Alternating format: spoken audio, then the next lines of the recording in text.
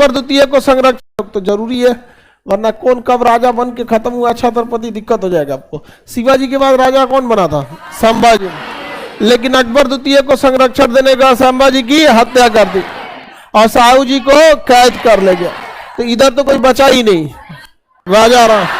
लेकिन राजा राम की मृत्यु होने के बाद अल्पायु पुत्र को शिवाजी और इसकी संरक्षिका, तो तब तक उधर औरंगजेब मर गया। बहादुर शाह ने किसे छोड़ दिया? साहू जी ने किसे हरा दिया? और खुद क्या बन गए? छत्रपति। खुद क्या बन गए? छत्रपति। छत्रपति बन गए थे। स्वयं क्या बन गए? छत्रपति बन गए थे यहाँ पर। और साहू जी ने पेशवा, इनके ही सब पेशवा थे, सब बड़े बड़े। इनके सबसे पहले पेशवा बालाजी विश्वनाथ, बालाजी विश्वनाथ, बाजी राव प्रथम।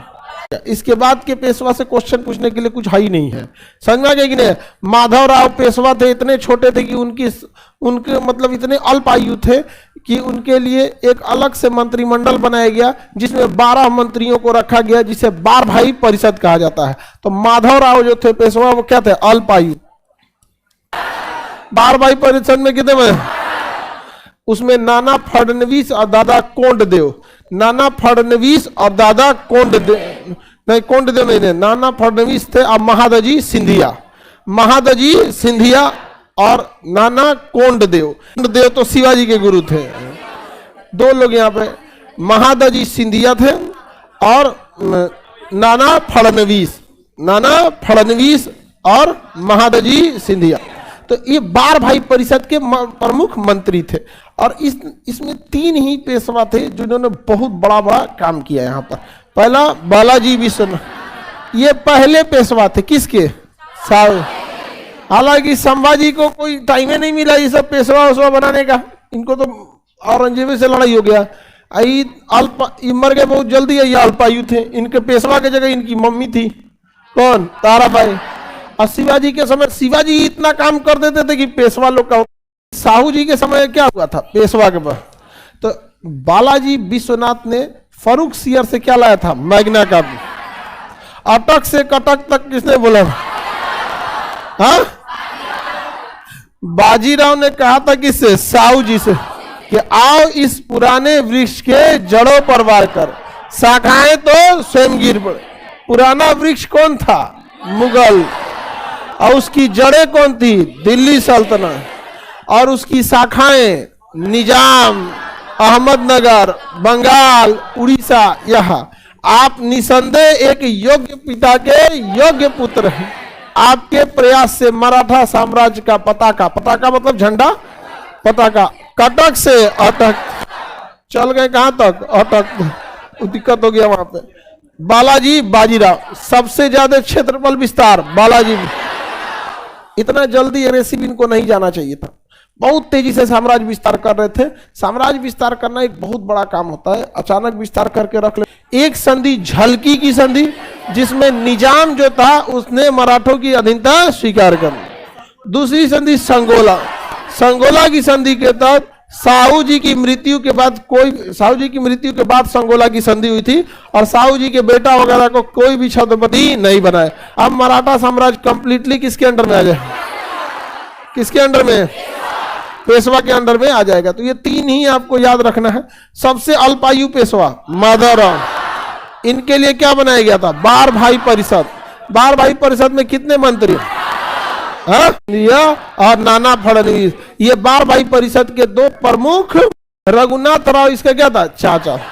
वो सोचता था कि यार इसको हटा के हम ही को क्या बनना चाहिए? पेशवा बनना चाहिए। हमको क्या बनना चाहिए? पेशवा। हालांकि इसके पहले 2 अन्य पेशवा आए थे, माधव नारायण राव और एक थे नारायण राव। समझ में आ गया कि नहीं? वो दोनों ने कोई विशेष काम नहीं किया। चला जाता है फिर खोजने लगेंगे इनके बाद कौन था, इनके बाद कौन। इसके बाद थे माधव नारायण राव। माधव नारायण राव पानीपत के युद्ध के जस्ट बाद उन्हें बनाया गया था, क्योंकि पानीपत का युद्ध किसके समय हुआ था? बालाजी बाजी। 14 जनवरी 1761 अहमद शाह अब्दाली युद्ध में जीत गया। अहमद शाह अब्दाली युद्ध में क्या हो गया? जीत। अब्दाली के जीतने के लिए खुद मराठा प्रशासन की लापरवाही या फिर रणनीति थी, एक विलुप्त बिजी रह गए। इस वजह से दिल्ली के आसपास की जनता जो थी वो इनका उतना सहयोग नहीं की, और दिल्ली के कुछ राजाओं ने किसका सहयोग कर दिया? अहमद शाह अब्दाली का। आगे बढ़ जाए, अब्दाली चल गया यहाँ से, मराठे भी यहाँ से क्या हो गए? कमजोर हो गए। तो इसके बाद राजा शासक कौन पेशवा बना? माधव नारायण राव। माधव नारायण राव, माधव नारायण राव। उसके बाद बना था नारायण राव, फिर बना माधव राव। देख रहे, एक के नामों से 3 गो का काम चला दिया गया है।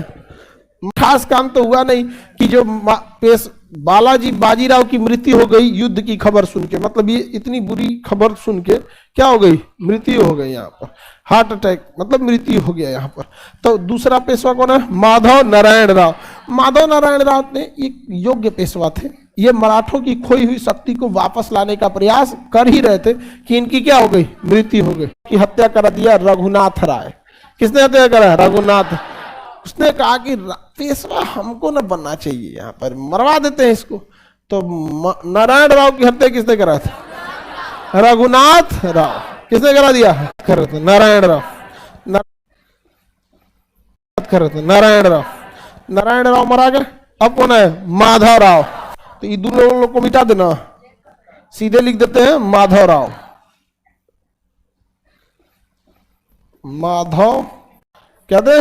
अल्पायु। इनके लिए क्या बनाया गया था? बार भाई परिषद। कौन सी संधि के लिए? सूरत।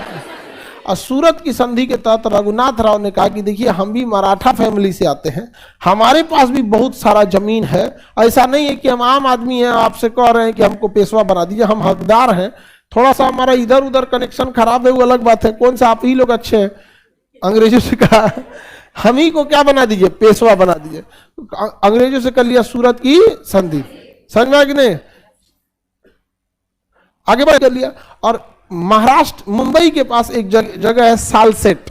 क्या है? सालसेट और बसीन, दो द्वीप है सब, सालसेट और बसीन। सालसेट और बसीन अंग्रेजों को गिफ्ट दे दिया, कहा कि ले जाओ, रखो, दान रखो। यहाँ पे भी देखो आपसे क्या लिया? पैसे भी लिया और हमला कर दिया किस पे? माधव राव। तो माधव राव तो क्या थे? अल्पायु थे। तो इनके जगह लड़ कौन रहा था? बार भाई परिषद। बार भाई परिषद में 12 लोग थे, उसमें 2 प्रमुख थे, नाना फडणवीस और महादजी सिंधिया। तो वो 2 इसी में थे। 12 में 12 फेमस थोड़ी रहेंगे, 2 क्या थे? फेमस थे।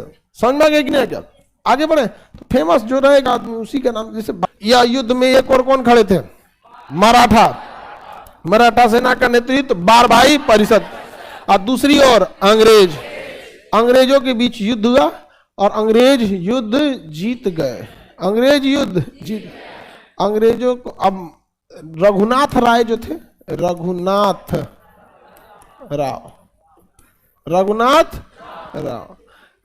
राव को लगा कि अब हमको क्या बनाया जाएगा? पेशवा। अंग्रेज यहाँ खेल गया। अंग्रेज कहा कि हमको कुछ दे दो, धन दौलत पैसा कुछ, हम तुम्ही को पेशवा रहने देंगे, नहीं तो स्टैंड बाई पे खड़ा ही है। अंग्रेजों ने खुद पैसा ले लिया और सालाबाई की संधि कर लिया। कौन सी संधि? सालाबाई की संधि। और सालाबाई की संधि के तहत क्या किया? पेशवा माधव राव और बार भाई परिषद को क्या कर दिया? मान्यता दे दिया, कहा कि आप ही राजा रहेंगे। समझ? अंग्रेजों और बार भाई तो रघुनाथ राय क्या हो गए? गुजिया।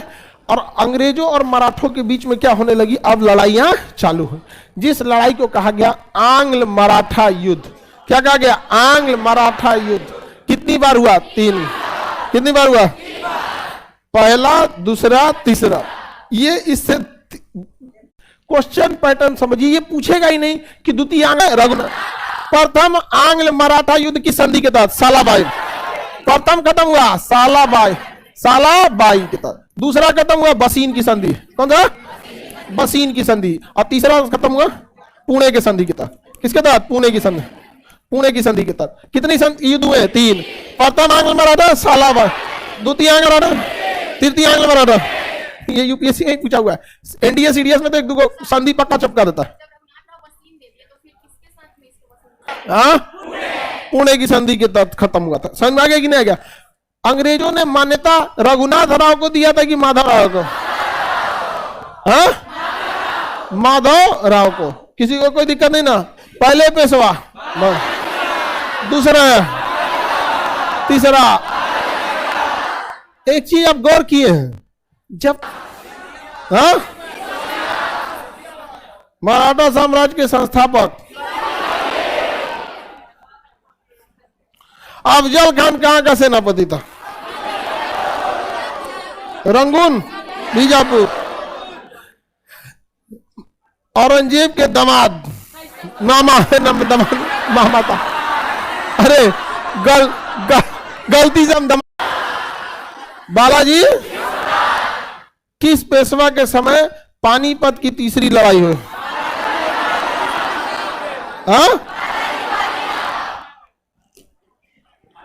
बालाजी बार भाई परिषद का गठन किसके लिए किया गया था? माधव राव। बार भाई परिषद के दो प्रमुख मंत्री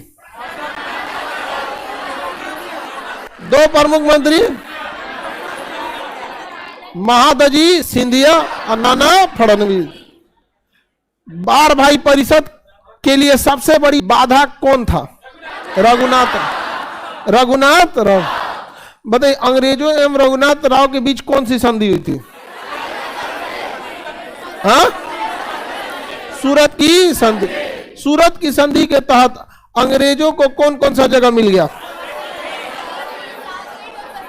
हाँ, बसीन और सालसे। प्रथम आंग्ल मराठा युद्ध 17, ये बहुत लंबा चला था, 4 साल युद्ध चला था। किस संधि के तहत समाप्त हुआ था? किसके तहत? सालाबाई। संधिया मत भूल जाइएगा जी। पेशवा कौन आए थे? बाजी राव द्वितीय। अंग्रेजों ने इनसे कौन सी युद्ध किया? द्वितीय आंग्ल मराठा युद्ध। आंग्ल मतलब अंग्रेज। तो बताइए, पहला आंग्ल मराठा युद्ध किसके साथ हुआ? माधवराव। और मुख्य भूमिका में थे बार भाई परिषद। कौन सी संधि हुई? हाँ, सालाबाई की संधि। और दूसरे उसके बाद माधवराव के बाद कौन पेशवा? कौन है? बाजीराव द्वितीय के समय कौन सा युद्ध हुआ? द्वितीय आंग्ल मराठा। कौन सा युद्ध? द्वितीय आंग्ल मराठा युद्ध की संधि के तहत, बसीन की संधि के तहत। द्वितीय आंग्ल मराठा युद्ध किसके संधि के तहत? इस युद्ध में कौन जीता? अंग्रेज। और बाजीराव को किसकी अधीनता स्वीकार करनी पड़े? अंग्रेजों की। किसकी अधीनता स्वीकार करनी पड़े? अंग्रेजों की अधीनता स्वीकार करनी पड़ी थी। द्वितीय आंग्ल मराठा युद्ध 1803 से 1806 तक हुआ। यह युद्ध बसीन की संधि के तहत समाप्त हुआ। पहले ही बता दिए, बसीन की संधि के तहत समाप्त हुआ। इस संधि के तहत पेशवा बाजीराव द्वितीय ने अंग्रेजों की अधीनता स्वीकार कर लिया। इस संधि को भोसले होलकर तथा सिंधियों ने स्वीकार नहीं किया। अब बताइए, ये भोसले, आप याद कीजिए, साहू जी अपने जीवन काल में ही 5 परिसंघ बनाया था। क्या बनाया था? 5 परिसंघ बनाया। नागपुर का भोसले, ग्वालियर का सिंधिया, इंदौर का होलकर, पुणे का पेशवा, और गुजरात का तो अंग्रेजों ने द्वितीय आंग्ल मराठा युद्ध में बाजीराव द्वितीय को पराजित कर दिया और बसीन की संधि। लेकिन यह संधि पेशवा के साथ थी। किसके साथ थी? पेशवा। तो बाकी बचा गुजरात का गायकवाड़। समझ में आ गया कि नहीं? हालांकि इसमें गुजरात का गायकवाड़ कोई काम में नहीं किया था, लड़ाई नहीं लड़ा था। गुजरात का इन सब में सबसे पावरफुल कौन था? हाँ, पेशवा। द्वितीय आंग्ल मराठा युद्ध में पेशवा हार चुके थे। द्वितीय आंग्ल मराठा 1803 से 1806 के बीच में लड़ाई हुई। द्वितीय आंग्ल मराठा 1803 से 1806 के बीच में। इस लड़ाई में कौन हार चुके? पेशवा। और गायकवाड़ भाग ही नहीं लिया। गायकवाड़ पहले से अंग्रेजों से टाई अप में था। कहा कि हमारा अंग्रेजों के साथ यही ना हुआ, वो नहीं टॉर्चर करते थे। अब कर लिया। किसकी अधीनता से? अंग्रेज। गायकवाड़ लड़े थे, विरोध किसने किया? भोसले, होलकर, सिंधिया, भोसले, होलकर, सिंधिया, इन्होंने विरोध किया कि भाई हम काहे तुम्हारी अधीनता स्वीकार करें। द्वितीय आंग्ल मराठा युद्ध लड़ो पेशवा से, पूना ले जाओ। पूरा मराठा क्यों ले जाओगे? अंग्रेजों ने कहा कि ये भी है क्या इसमें, हाँ नहीं छोड़े सब। तो तृतीय आंग्ल मराठा युद्ध में सबको हरा दिया। किसे हरा दिया? सबको पकड़ के लाया। कहा? पूना में। क्योंकि तृतीय आंग्ल मराठा युद्ध किस संधि के तहत, किस संधि के तहत? देखिए यहां लिखे हुए, किसके तहत समाप्त हुआ? पुणे की संधि के तहत समाप्त हुआ। किसके तहत समाप्त हुआ? पुणे की संधि। अब पूरा हरा दिया, कहा कि कोई नहीं और कोई बचल है तो बेचारा गुजरात वाला गायकवाड़ करेंगे। चलिए ध्यान देते हैं। पहला आंग्ल मराठा युद्ध सालाबाई की संधि के तहत। द्वितीय आंग्ल मराठा बसीन की संधि के तहत। किसके तहत? बसीन की संधि पे संधि किसने किया? अंग्रेजों ने। अंग्रेज जीते थे। अब बसीन किसका हो गया? अंग्रेजों का। दिया कौन दिया? होलकर। न हो तो गड़बड़ बात है यहाँ पे, एक को हराओ दूसरा चलाता है, खत्म हो जाता है। अंग्रेज इस समय क्या था? अंग्रेज इस समय फुल मूड में थे सब। अंग्रेज इस मूड में थे सब कि आपकी सबको निपटा देना है। अंग्रेज सब, पेशवा तो पहले हार चुके थे, गायकवाड़ लड़ाई में नहीं आए। सिंधिया, होलकर और भोसले तीनों को हरा दिया। कहा कि काम करते हैं, पेशवा से तो फाइनल संधि कर लेते हैं कि भाई तुमको कोई दिक्कत नहीं ना है। तो कहा कि महाराज हम तो बसीन की संधि में खुदे कहते हैं हमारा दिक्कत। सिंधिया से ग्वालियर की संधि, सिंधिया से बैठ के ग्वालियर में साइन कराया। होलकर से इंदौर की संधि, अब भोसले से नागपुर की संधि, सबसे फाइनल करा दिया, सबका एग्रीमेंट रख लिया। आगे कि नहीं बताइए? भोसले से कौन सा संधि? सिंधिया से, होलकर से इंदौर की, गायकवाड़ से कोई संधि नहीं। अब पेशवा से, इन सब में सबसे पावरफुल कौन था? पेशवा। इसलिए तृतीय आंग्ल मराठा युद्ध खत्म ही हुआ किस संधि के तहत? ने क्या किया? ध्यान से समझिए। अंग्रेजों ने कहा कि देखो भाई ये पुणे है, यहां आप पेशवा हैं। पेशवा कौन है? बाजीराव। एक काम कीजिए, आपको कितना पैसा यहां टैक्स कलेक्ट करते हैं बताए कि भैया हम इतना पैसा कलेक्ट कर लेते हैं। कहा कि काम कीजिए, आपको हम यहाँ आप हार चुके हैं, हम आपको पेंशन देंगे। आपको काम हम नहीं करना है, पेंशन दे देते हैं। आपको पेंशन देके भेज देते हैं कानपुर में। कहाँ भेज देते हैं? कानपुर भेज दिया। अंग्रेजों की काम नहीं करना है, पेंशन दे देते हैं। आपको पेंशन देके भेज देते हैं कानपुर में। कहाँ भेज देते हैं? कानपुर भेज दिया, पेंशन देके कानपुर। अंग्रेज का कोई लड़का भी नहीं हुआ, लड़का वड़का हुआ ही नहीं। तीनों ने गोद लिया लड़का।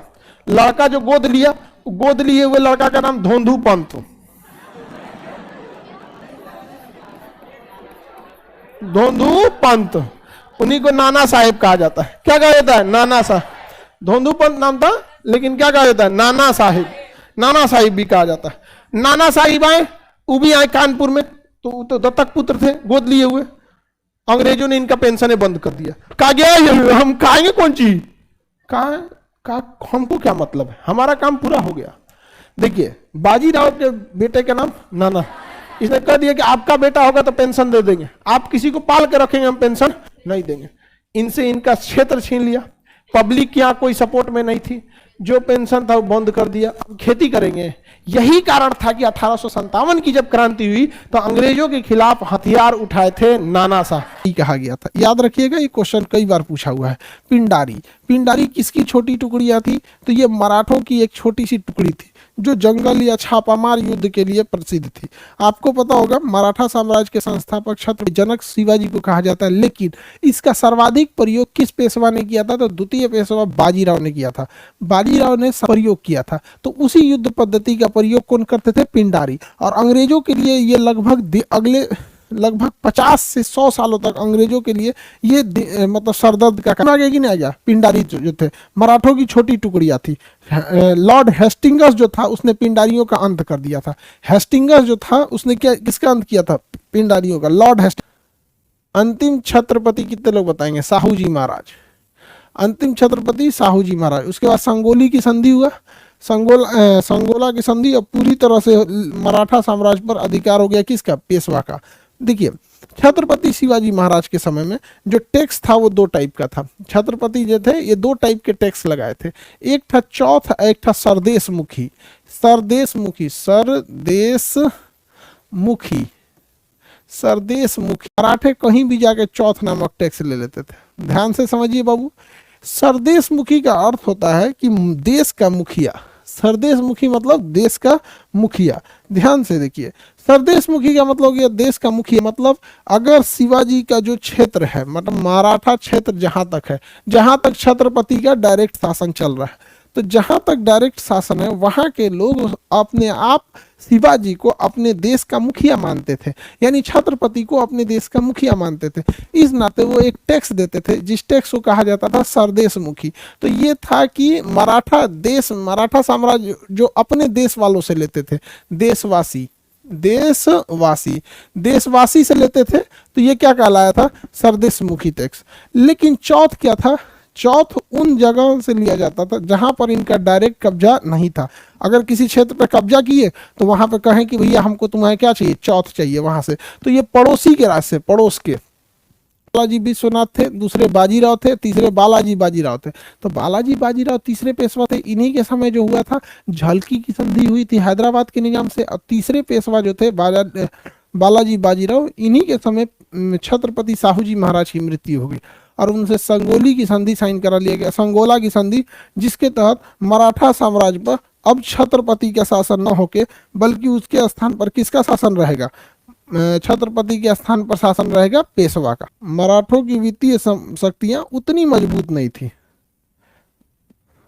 मराठों की वित्तीय शक्तियां उतनी मजबूत नहीं थी, क्योंकि चौथ टैक्स को लेना पड़ता था, इन लोग के पास बहुत ज्यादा नहीं थे। यहाँ पे सुमंत था इनका एक मंत्री, सुमंत, जो विदेश मंत्रालय को संभालता था, और सरे नौबत सेनापति था। सुमंत जो था वो विदेश मंत्रालय, सुमंत विदेश मंत्रालय संभालता था, विदेश मंत्रालय। और सरे नौबत, नौबत ये क्या था, सैन्य विभाग था। सरे नौबत क्या था, सैन्य विभाग था।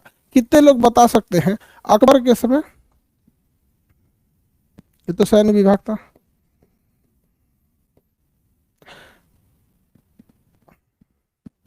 मीर बख्शी, मीर बख्शी सेनापति होता था। मीर आतिश था वाला, आगे बढ़े, मीर आतिश तोप खाने का था। ये चार मंत्रालय का पद बहुत महत्वपूर्ण थे। ये चार मंत्रालय का पद आपको याद जरूर रहने चाहिए।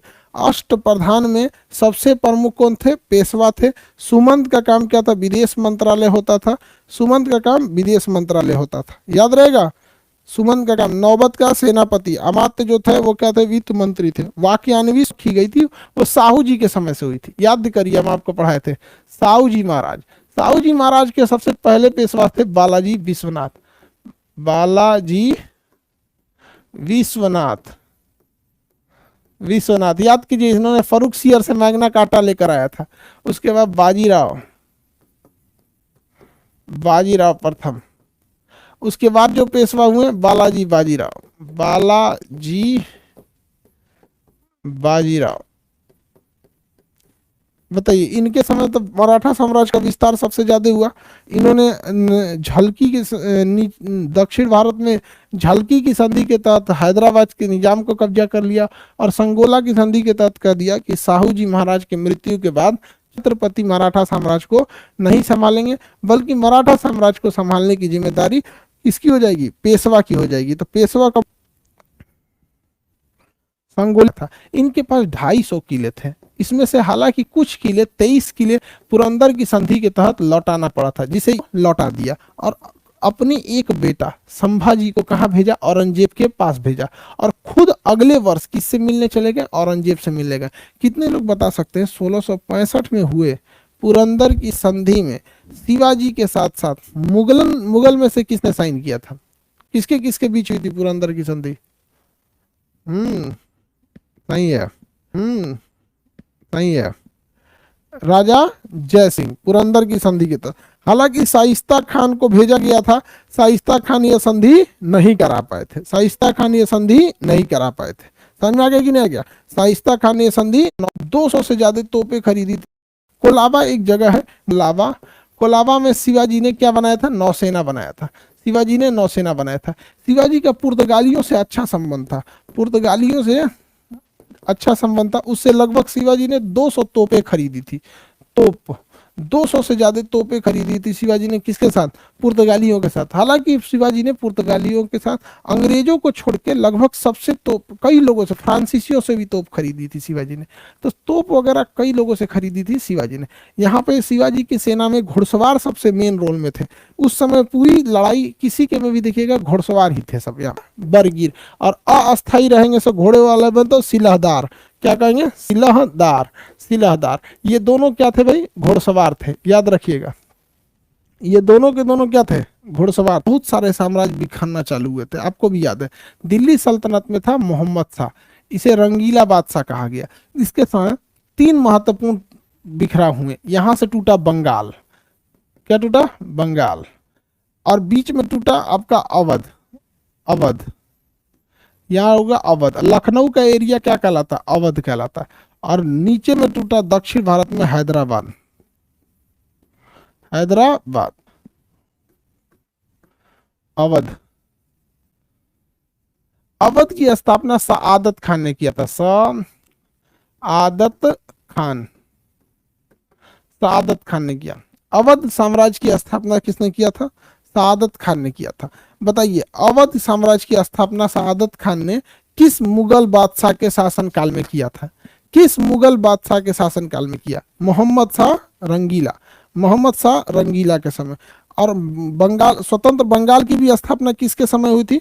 उसी के समय हुई थी, मोहम्मद शाह रंगीला के समय। तो इसके समय कई साम्राज्य बिखरे थे सब। अवध जो था, इस ईस्वी में सआदत खान ने इसकी स्थापना कर दिया, लेकिन यह बड़ा दुविधापूर्ण रहा था। जैसे इन्होंने इसकी स्थापना किया सआदत खान ने, के ऊपर 1737 में एक आक्रमण हो गया, और वह आक्रमण था नादिर शाह का। किसका था? नादिर शाह का। अभी बताओ, नादिर, सआदत खान ने कह दिया कि सारा धन दौलत मोहम्मद शाह रंगीला के पास है, आप जाओ नादिर शाह, वहां से सोना चांदी लूटना है तो लूटो और चले जाओ, अगर नहीं मिलेगा तब तुम लौट के आना, हमारी हत्या कर देना। क्योंकि दिल्ली जब गया तो दिल्ली में इसने बहुत सारा पैसा लूटा, बहुत सारा पैसा लूटा, धन दौलत लूटा, मयूर सिंहासन लूटा, सारा पैसा लूटा। इतना लूट लिया कि अब वो ले नहीं जा सकता था। तो इसको अत्यधिक पैसा था जो नहीं ले जा सकता था, इसलिए नादिर शाह सोचा कि कुछ पैसा लौटा देते हैं अवध के राजा, किसे? सआदत खान। सआदत खान को कुछ पैसे क्या करते हैं? लौटा देते हैं। इसलिए इसने कहा कि चलो थोड़ा सा अवध में पैसा लौटा देते हैं। तो सआदत खान जब देखा कि ससुराई तो लौट के आ रहा है नादिर शाह, तो नादिर शाह के डर से इसने सुसाइड कर दिया। इसको लगा कि यहाँ पे पैसा नहीं मिला है, इसने तो बोला था कि पैसा मिले, पास क्यों आ रहा है? तो ये बेचारा वो आ रहा था पैसा देने के लिए, सुसाइड कर लिया। तो नादिर शाह के डर से सुसाइड किसने कर लिया था? सआदत खान ने सुसाइड हुए। 100 साल बाद, लगभग 100 साल बाद, 1700, कई सदियां बीतती रहती हैं। 1857 की क्रांति होती है, 1737 आता है, बक्सर की लड़ाई होती है। बता सकते हैं कितने लोग? बक्सर की लड़ाई कब हुई थी? 1764। बक्सर, बक्सर की लड़ाई होती है 1764 में। आगे बढ़े, बक्सर की लड़ाई होती है 1764 में। बक्सर की लड़ाई हम आपको बताइए, याद करिए, हम आपको बढ़ा दिए थे। बंगाल की सेना, अवध की सेना और दिल्ली में इसकी सेना, तीनों सेना मिल के लड़ी थी।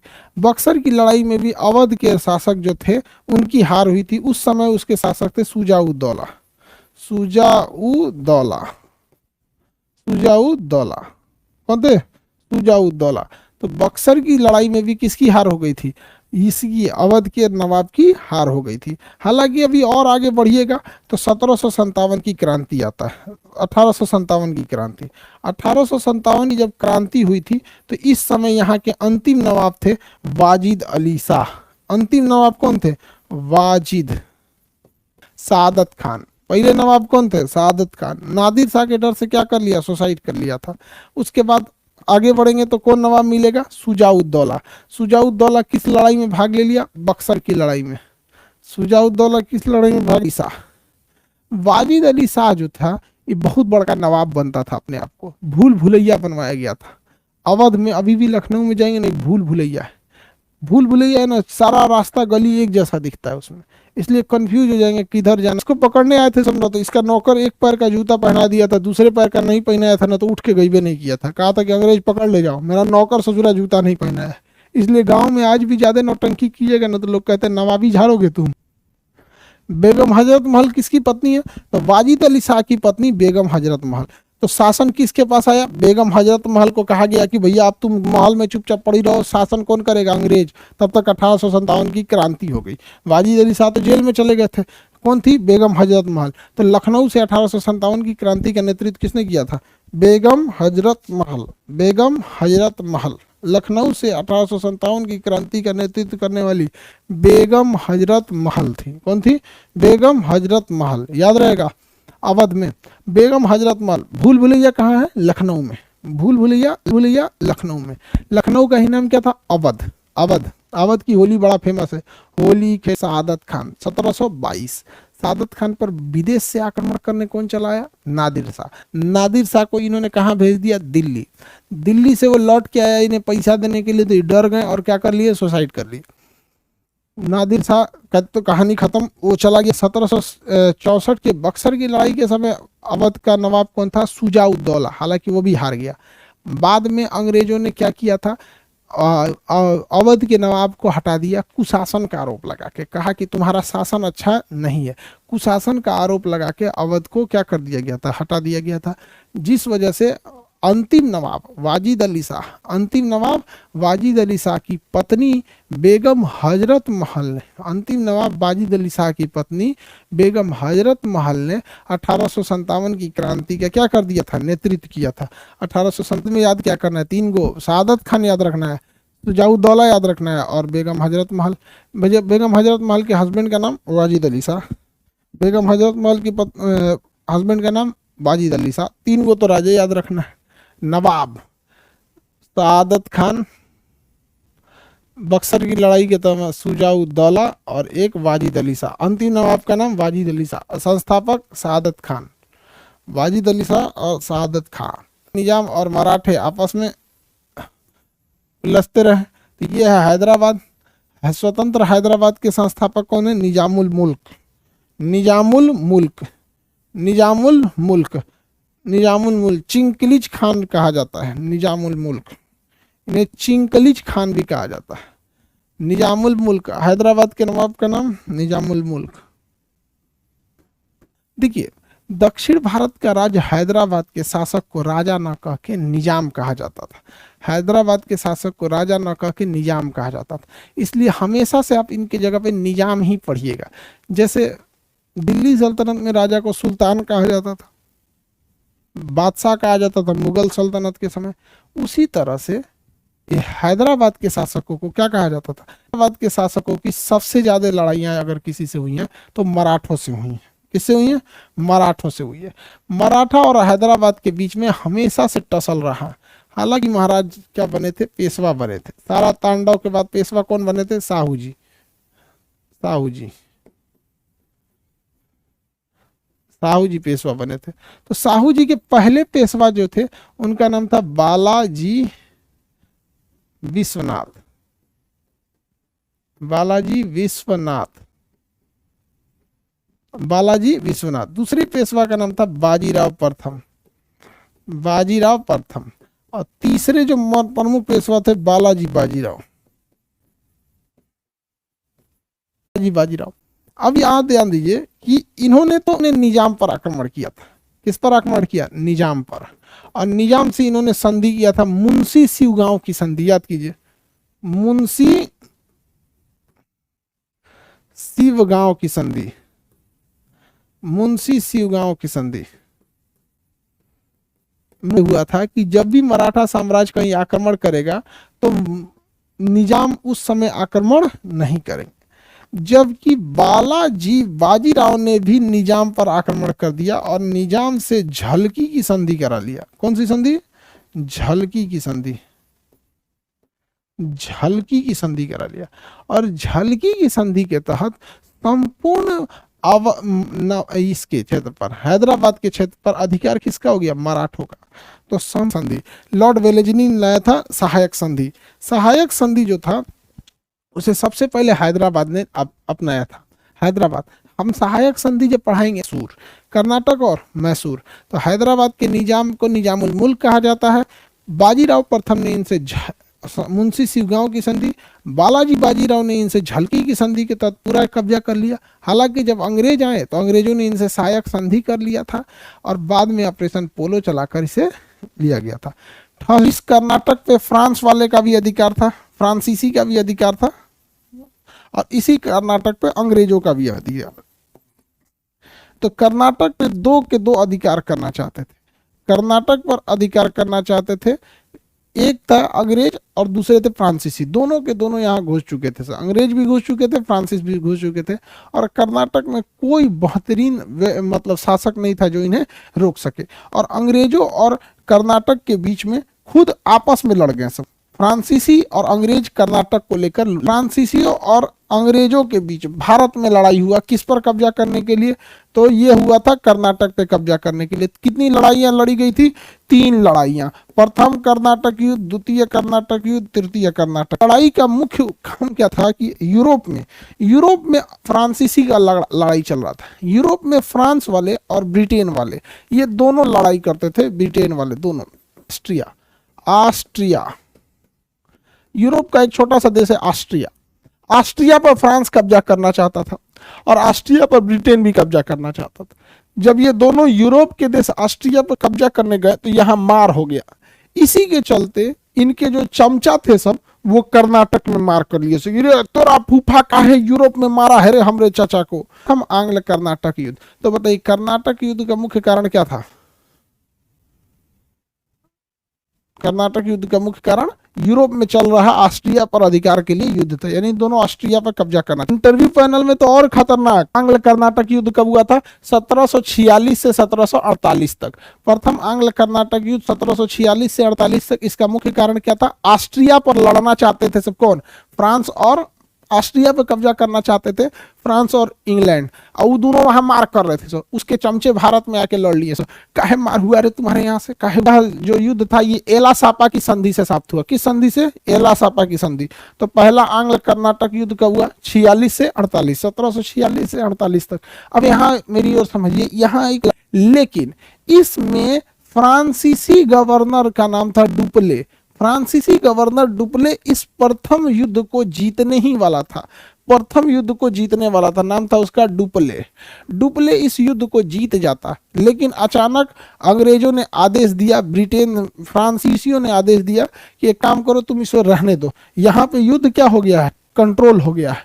अब इसको नक्शा पे आप समझिए। तो के बीच प्रथम कर्नाटक युद्ध हो गया 1746 से लेकर 1748 तक, 1746 से 1748 तक। तो ये 1746 से 1748 एला सापा की संधि। कौन सी संधि? एला सापा की संधि। एला सापा की संधि खत्म हुआ, एला सापा की संधि। अगले साल डुप्ले बिना फ्रांस को बताए हमला कर दिया अंग्रेजों के ऊपर। अब भाई ये तो गलत बात है ना। अभी बताइए, डुप्ले को एटलीस्ट बताना तो चाहिए कि फ्रांस से कि हम दोबारा मारने जा रहे हैं अंग्रेजों को, और डुप्ले ने दोबारा युद्ध कर दिया। किसके ऊपर? अंग्रेजों के ऊपर। अंग्रेजों के ऊपर द्वितीय आंग्ल कर्नाटक युद्ध कर दिया, क्योंकि डुप्ले को लगता था कि अगर ये संधि नहीं हुई रहती तो हम जीत गए रहते। हम क्या हो गए रहते हैं? जीत गए रहते। लेकिन डुप्ले बिना बताए आक्रमण कर दिया। किसके ऊपर? अंग्रेजों के ऊपर। अगले ही साल किया। 48 के बाद 1749 आएगा, 1749, और 49 से लेकर 1754 तक ये युद्ध लड़ा। इसमें खुद फ्रांस वालों ने डुप्ले का सहायता नहीं किया। फ्रांस वालों ने कहा डुप्ले से कि रे चोट्टा कहिया, तुम हमसे बिना बताए मार काहे कर दिया? तुमको हमें बताना चाहिए ना। अब तुम नहीं बताएगा तो भाड़ में जा, लड़ो मरो वहां पे। ये दिया, तुमको हमें बताना चाहिए ना। अब तुम नहीं बताएगा तो भाड़ में जा, लड़ो मरो वहां पे। यह युद्ध 5 साल तक चला और इस युद्ध में डुप्ले की हार हो गई। इस युद्ध में डुप्ले की हार था, जिस वजह से डुप्ले की यहाँ क्या होने लगी? हार होने लगी। जो डुप्ले प्रथम कर्नाटक युद्ध में फ्रांसीसियों को जिता रहा था, वही डुप्ले द्वितीय कर्नाटक युद्ध में हार रहा था। और यह युद्ध समाप्त हुआ पांडिचेरी की संधि के तहत। किसके तहत समाप्त हुआ? पांडिचेरी की संधि के तहत। द्वितीय आंग्ल कर्नाटक युद्ध, पांडिचेरी। तो देखिए, प्रथम का कारण था ऑस्ट्रिया। प्रथम का कारण क्या था? ऑस्ट्रिया। एला सापा की संधि के तहत समाप्त हुआ, ऑस्ट्रिया था। क्या था? ऑस्ट्रिया। और द्वितीय का कारण था डुप्ले। द्वितीय का कारण क्या था, वर्षीय युद्ध चल गया, 7 सालों तक युद्ध हो गया ब्रिटेन और फ्रांस के बीच में। ब्रिटेन और फ्रांस के बीच इस सप्तवर्षीय युद्ध का प्रभाव भारत में भी देखने को मिला और उसी सप्तवर्षीय युद्ध के चक्कर में भारत में भी लड़ाइयां होने लगी। देखिए 56 से 63 कितना साल चला, 7 साल तक चला। कितने साल, 7 साल तक। तो ब्रिटेन में होने वाले सप्तवर्षीय युद्ध, कौन सा युद्ध, सप्तवर्षीय युद्ध, उससे प्रभावित होकर भारत में भी यह युद्ध हो गया। ब्रिटेन में फिर लड़ गया, ब्रिटेन में फिर लड़ गया सब। यूरोप में कौन कौन लड़ गया, ब्रिटेन और फ्रांस। अरे हमारा ऑस्ट्रिया होगा, हम कब्जा करेंगे, हम आपस में मार हो गया, सप्तवर्षीय युद्ध। उसी मार के चक्कर में उनके चमचे भारत में लड़ लिए। कैसे मारा रे तुम यूरोप में हमरे को, अंग्रेज भारी पड़ने लगे सब, और अंग्रेज भारी पड़ने लगे सब। और यह युद्ध समाप्त हुआ था पेरिस के संधि के तहत। हालांकि इससे पहले ही अंग्रेज जीत चुके थे सब। यह युद्ध भारत में 1760 में ही खत्म हो गया था। 1760 में एक वाडिवास नामक जगह है कर्नाटक में, उस वाडिवास के युद्ध में अंग्रेजों ने इतनी बुरी तरह से मारा फ्रांसीसियों को कि फ्रांसीसी हार गए। 1760 में अंग्रेजों ने सफाया कर दिया, किसका, फ्रांसीसियों का सफाया कर दिया, और भारत से फ्रांसीसी शक्ति समाप्त हो गई। लेकिन यह युद्ध का तो मुख्य कारण अंग्रेज यूरोप था। यूरोप में कौन सा युद्ध चल रहा था, सप्तवर्षीय युद्ध, वो समाप्त हुआ 1763 में। तो फाइनली पेरिस की संधि के तहत ये कंप्लीट समाप्त हुआ। तो फ्रांसीसियों, भारत में तो 1760 में खत्म हो गया था। बताइए किस युद्ध ने फ्रांसीसियों का अंत कर दिया, 1760 का वाडिवास का युद्ध। किस युद्ध ने फ्रांसीसियों का सत्यानाश कर दिया, 1760 का वाडिवास का युद्ध। 1760 का वाडिवास का युद्ध याद रहेगा। 1760 का वाडिया था, ऑस्ट्रिया पर कब्जा। द्वितीय का कारण डुप्ले का महत्वाकांक्षी होना।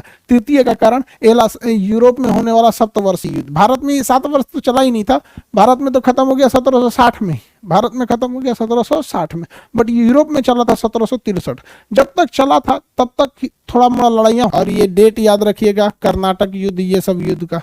प्रथम आंग्ल कर्नाटक युद्ध 1746 से 1748 तक।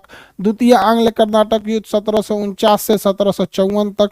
तृतीय आंग्ल कर्नाटक युद्ध, जिसे सप्तवर्षीय 7 साल तक चलने वाला युद्ध कहते हैं, 1756 से 1763। हालांकि इसी बीच ये 1760 में फ्रांसीसी हार गए थे। यह युद्ध लंबा जो खींचा था वो यूरोप में खींच रहा था, उसकी छोटी मोटी झड़पें भारत में देखी जा रही थी, जबकि 1760 में ही हो चुका था और फ्रांसीसी यहाँ से खत्म हो चुके थे। आगे बढ़े, थोड़ा मोड़ा एरिया में फ्रांसीसियों का कब्जा था, पांडिचेरी वगैरह के आसपास में। कर्नाटक, प्रथम आंग्ल कर्नाटक युद्ध 1746 से 1748 तक। 1746 से 1748 तक। इस युद्ध का मुख्य कारण क्या था, ऑस्ट्रिया। यह युद्ध एला सापा की संधि से समाप्त हुआ था। द्वितीय आंग्ल कर्नाटक युद्ध 1748 में खत्म हुआ, ये 49 में चालू हुआ। 49 से लेकर 1754 तक चला था। इस युद्ध का मुख्य कारण डुप्ले ने अपने से डिसीजन ले लिया, जिस वजह से फ्रांसीसी सरकार खुद अपने ही गवर्नर डुप्ले का साथ नहीं दिया और यह युद्ध समाप्त हुआ पांडिचेरी की संधि के तहत। पांडिचेरी के संधि के तहत समाप्त हुआ था। तृतीय आंग्ल कर्नाटक युद्ध, इसका मुख्य कारण क्या था, तो यूरोप में चलने वाला सप्तवर्षीय युद्ध, यह 1756 से लेकर 1763 तक चला था। इसका मुख्य कारण था क्या थी, सप्तवर्षीय युद्ध, ब्रिटेन में यूरोप में चलने वाला सप्तवर्षीय युद्ध। इससे हालांकि ये फाइनली समाप्त हुआ था पेरिस की संधि के तहत। हालांकि इसी युद्ध के बीच में क्या हो गया था, 1760 आया था। इसी के बीच 1760 आया था, जिसे हम वाडिवास का युद्ध कहते हैं। वाडिवास के युद्ध में फ्रांसीसियों का अंत हो गया, फ्रांस का अंत हो गया। कर्नाटक देख लिए। कर्नाटक के बाद मैसूर देखते हैं। कर्नाटक के बाद क्या देखते हैं, मैसूर। अली थे, हैदर अली। इनका बेटा सबसे प्रसिद्ध टीपू सुल्तान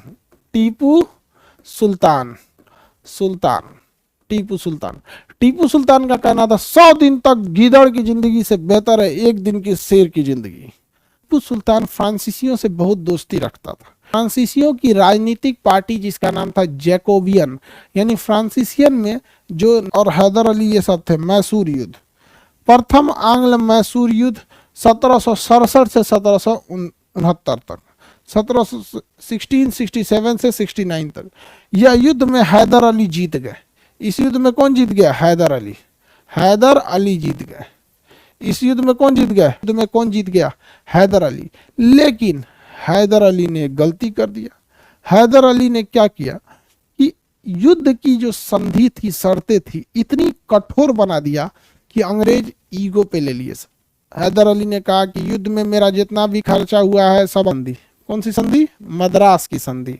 मद्रास की संधि को इतना कठोर बना दिया कि अंग्रेज ईगो पे ले लेंगे।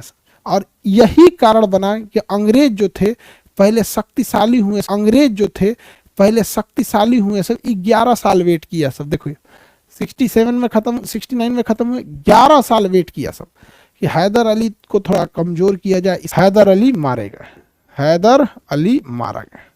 और हैदर अली के मरने के बाद शासक कौन बन गया? टीपू सुल्तान।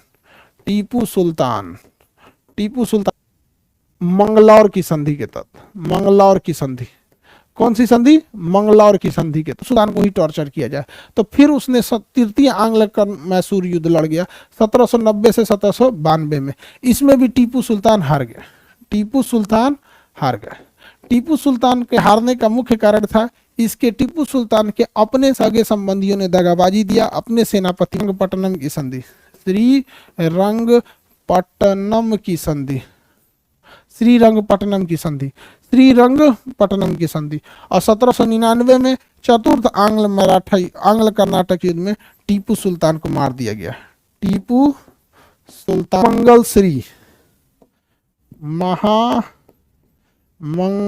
श्री, ये संधि को याद रखने का ट्रिक है। प्रथम संधि जो हुई थी, प्रथम आंग्ल मैसूर युद्ध की स्थिति, महा से हो जाएगा मद्रास।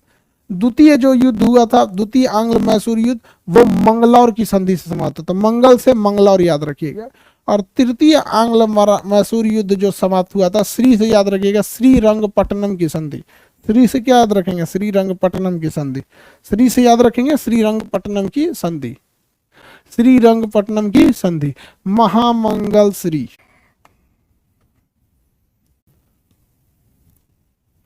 आंग्ल मैसूर युद्ध में, किस युद्ध में टीपू सुल्तान मारे गए थे? चतुर्थ आंग्ल मैसूर युद्ध में। ये संधि पूछता है बाबू, याद रखिएगा। किस युद्ध में टीपू सुल्तान मारे गए थे? चतुर्थ आंग्ल मैसूर युद्ध में। किस युद्ध में हैदर अली मारे गए? प्रथम का डेट 67 से लेके 69, द्वितीय का 80 से लेके 84, 90 से 92 और 99 में मारे गए थे। 99 में मारे गए थे। प्रथम आंग्ल मैसूर युद्ध का डेट याद रखिए 1767 से 1769। द्वितीय का युद्ध याद रखेंगे 1780 से 1784, 1780 से 1784। तृतीय का याद रखेंगे 1790 से 1792। और चतुर्थ युद्ध होते मारा गए टीपू सुल्तान। 99 में युद्ध हुआ, 99 में मारा गया, मैसूर पर 99 में युद्ध हुआ, 99 में मारा गया, मैसूर पर अधिकार हो गया अंग्रेजों का। द्वितीय आंग्ल मैसूर तृतीय कब हुआ? 1767 से लेके 1769 के बीच में हुआ था। किस संधि के तहत समाप्त हुआ था? तो मद्रास की संधि के तहत समाप्त हुआ था। द्वितीय आंग्ल मैसूर युद्ध की बात करेंगे तो 1784 में चालू हुआ था, 1780 से लेकर 1784 तक चला था। यह किस संधि के तहत समाप्त हुआ था? तो यह हुआ था मंगलौर के संधि के तहत। मंगलौर की संधि, मंगलौर की संधि के तहत समाप्त हुआ था। तृतीय आंग्ल मैसूर जो था 1790 में चालू हुआ था और यह 1792 तक युद्ध लड़ा गया था। यह किस संधि के तहत समाप्त हुआ था? तो श्रीरंगपट्टनम की संधि के तहत इसे समाप्त किया गया था। चतुर्थ आंग्ल मैसूर युद्ध को देखेंगे 1799 में हुआ था। इसमें टीपू सुल्तान मारे गए थे। कोई संधि की जरूरत, 100 दिन तक चूहे की जिंदगी से अच्छा 1 दिन तक शेर की जिंदगी। किसने बोला? टीपू सुल्तान। फ्रांसीसियों के गरम दल यानी जैकोबियन क्लब को किसने स्वीकार किया था? टीपू सुल्तान। नौसेना का गठन किसके सहयोग से कर रहे थे? फ्रांसीसियों के सहयोग से। टीपू सुल्तान धार्मिक रूप से सहिष्णु। तो कर्नाटक के राजधानी मैसूर में शंकराचार्य ने श्रृंगेरी पीठ का स्थापना किया था। उस श्रृंगेरी पीठ का पुनर्निर्माण इन्होंने सरकारी खर्च से कराया था। तो इन्होंने श्रृंगेरी पीठ का दोबारा निर्माण कराया। अतः इससे यह प्रतीत होता है कि यह धार्मिक रूप से सहिष्णु थे।